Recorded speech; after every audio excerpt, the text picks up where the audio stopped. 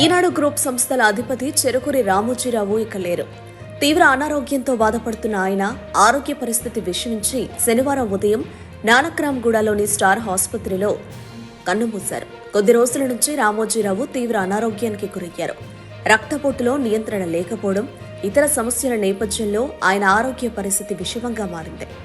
ఈ నేపథ్యంలో కుటుంబ సభ్యులు హైదరాబాద్లోని నానక్రామ్గూడ ప్రాంతంలోని స్టార్ ఆసుపత్రికి తరలించారు. అక్కడ చికిత్స పొందుతూ ఆయన కన్నుమూశారు. రక్తపోటు ఎంతకు నియంత్రణలోకి రాకపోవడంతో ఆయన గుండెకు వైద్యులు స్టంటు వేశారు.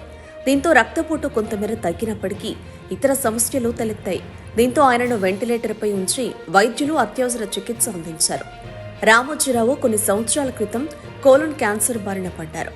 దాని నివారణ కోసం చికిత్స తీసుకున్నారు. తర్వాత కోలుకున్నారు. అనంతరం ఆయన తన పనుల్లో నిమగ్నమయ్యారు.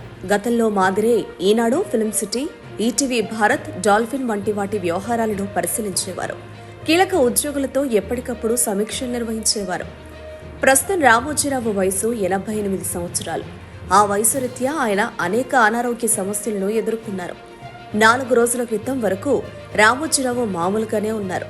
అయితే అకస్మాత్తుగా అనారోగ్యం బారిన పడ్డారు. అప్పటి నుంచి రామోజీరావు ఆరోగ్య పరిస్థితి విషమంగా మారింది. పేరు పొందిన వైద్యులు ఫిల్మ్ సిటీకి వచ్చి చికిత్స చేసినప్పటికీ ఉపయోగం లేకుండా పోయింది. దీంతో ఆయనను హుటాహుటిన శుక్రవారం నానక్రామ్గూడ ఆసుపత్రికి తరలించారు. దీంతో రామోజీ సంస్థల్లో పనిచేసే ఉద్యోగుల్లో ఆందోళన నెలకొంది. ఆయన సంపూర్ణ ఆరోగ్యంతో తిరిగి రావాలని ఈనాడు ఉద్యోగులు ప్రార్థనలు, పూజలు చేశారు. అయినప్పటికీ ఆయన ఆరోగ్యం కుదుటపడలేదు. చివరికి శనివారం తెల్లవారుజామున కన్నుమూశారు.